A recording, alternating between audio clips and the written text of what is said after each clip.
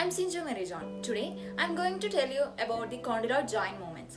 To know about the condyloid joint movements, we have to know that about the condyloid joint. So what is a condyloid joint? We know that our body is made up of so many joints. We have three types of joints: synovial joint, fibrous joint, and cartilaginous joint. So, among this, when we talk about the synovial joints, there are six types of synovial joints. They are planar joint, pivot joint, saddle joint, condyloid joint, hinge joint, and the ball and socket joint. So, when we talk about the condyloid joint, it has another two names, that is ellipsoid joint and bicondylar joint. So, why it is called bicondylar joint, ellipsoid joint, and condyloid joint? The reason is condyloid means a round protruding surface. So, a oval shaped round thing is kept in a elliptical surface. So now we understand why it got the condylar and ellipsoid names. Next one is bicondylar. Bi means two. It got this name because it only moves in 2 degrees of angles. That is, it only gives out extension, flexion, abduction and adduction. And another movement is circumduction. But this circumduction is different from the axial rotation which is done by the ball and socket joint. Next, we are going to look into the places where we can find these condyloid joints. The condyloid joints are found between the radiocarpal joints and the metacarpophalangeal joints.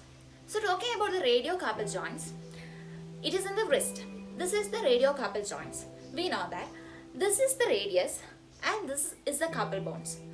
So the joint between the radius and the carpal bones is known as radiocarpal joint, and the other joint is metacarpophalangeal joints. This is metacarpals and this is phalanges. So the joint which we see here is known as metacarpophalangeal joints.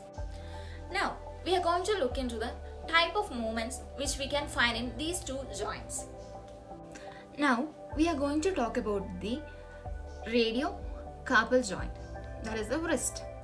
So in this position we have four types of movements, that is flexion, extension, adduction and abduction. So while we talk about flexion, this is flexion. So when we talk about flexion, the angle is 70 to 90 degree. And the joints which we can see in this movement is, one is radiocarpal joint and the other one is midcarpal joint. So what is a midcarpal joint? The midcarpal joint is between the proximal and the distal rows of the carpal. We know that we have two rows of carpal bones, that is the proximal and the distal row, and the articulation surface between these two rows are called the midcarpal joint. When we talk about the circumduction, the combined action of flexion, extension, adduction and abduction makes the circumduction. So it's like this: adduction, flexion, abduction and extension. So it makes the circumduction. We are going to see about the metacarpophalangeal joints. Now we are going to talk about the flexion and extension. This is flexion and this is extension. Flexion and extension is at a 91-degree angle. And talking about the abduction and adduction, this is abduction and this is adduction.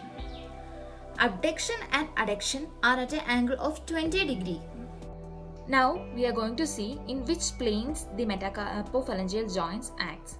So the abduction and the adduction takes place in the frontal plane and the flexion and the extension takes place in the sagittal plane. Now we are going to see about the circumduction, which is the combined form of all these movements. This is flexion, abduction,